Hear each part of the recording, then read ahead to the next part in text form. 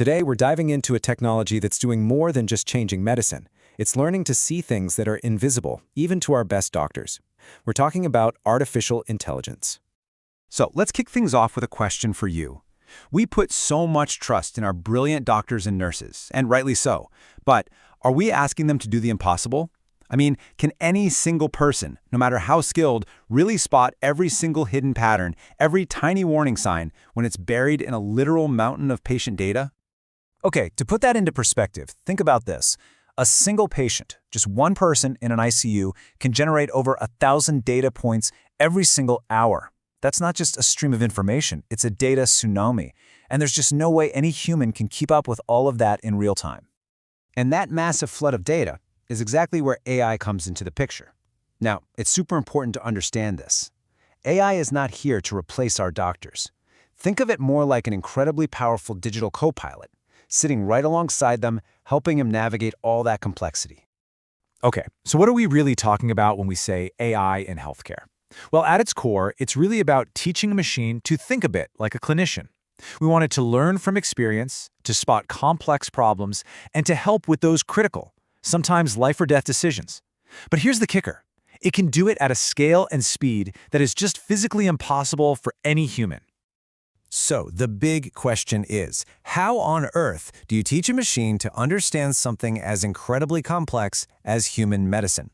Well, it all kicks off with a concept you've probably heard thrown around a lot, machine learning. And this is where things get really cool, because it completely flips traditional programming upside down. Instead of a programmer sitting there writing endless lines of code with step-by-step rules, we just show the machine thousands and thousands of real-world examples. We feed it patient scans, lab results, you name it, and it actually teaches itself how to spot the important patterns. Then you have deep learning, which takes this to a whole other level. Honestly, the easiest way to think about it is like a digital version of our own brain.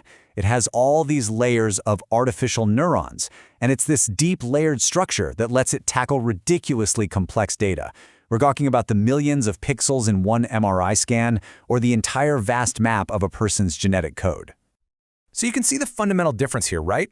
Traditional programming is super rigid. It's all about if this, then that. But human health, it's never, ever that simple. Machine learning, on the other hand, is flexible.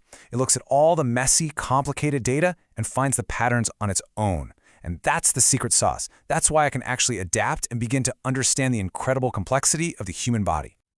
All right, so that's the theory behind it all. But let's get practical. How is this stuff actually being used in the real world right now?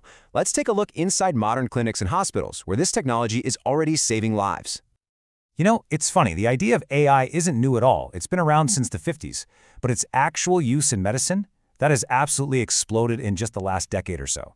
The real turning point, the moment that lit the fuse, was back in 2012 with a deep learning model called AlexNet. Its breakthrough in recognizing images was so huge that it basically kicked off the entire modern revolution we're seeing in medical AI. And probably the place where AI has made the biggest splash so far is in medical imaging. We're at a point where AI isn't just some fancy new tool. It's really becoming like a trusted second set of eyes for radiologists and pathologists. It's there to help them catch things that the human eye, even a highly trained one, might just miss. So when an AI looks at a scan, it's basically doing three critical jobs. First up is classification. It answers a simple question. Is there a disease here, yes or no?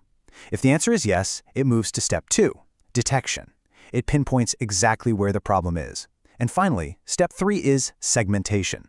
This is where it draws a super precise outline of the abnormality, showing its exact shape and size, which is obviously crucial for planning a treatment. But this is not just about looking at pictures. The impact is spreading everywhere.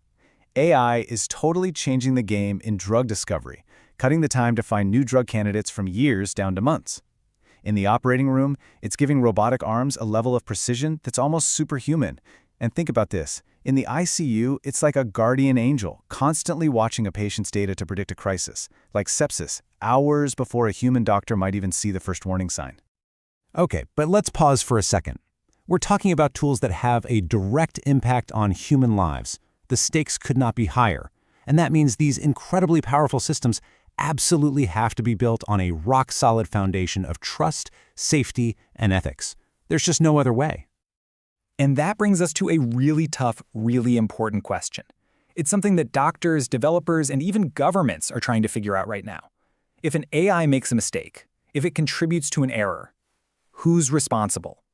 So to even begin to answer that, the whole field is trying to build AI around 4 key principles. You can think of them as the pillars of trust. First, it has to be fair, so it works equally well for every patient, regardless of their background. Second, it needs to be transparent, meaning doctors can actually look inside and understand why the AI is suggesting something. Third is accountability, which basically means a human is always in the loop and makes the final call. And of course, the big one, it has to be proven safe, with tons of rigorous testing before it ever gets near a patient. And I think this brings us back to the most important point of all. The goal here is not to replace our amazing clinicians, it's to empower them. It's about giving them a kind of superpower, a tool that lets them cut through all that overwhelming complexity so they can focus on the thing that really truly matters, taking care of the patient.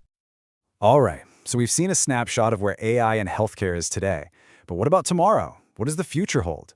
Because this isn't just a playground for data scientists and doctors anymore. This is a brand new frontier, and it's going to need engineers, ethicists, designers, all kinds of thinkers to help build it the right way. Look, the coming together of AI and medicine is easily one of the most important stories of our lifetime.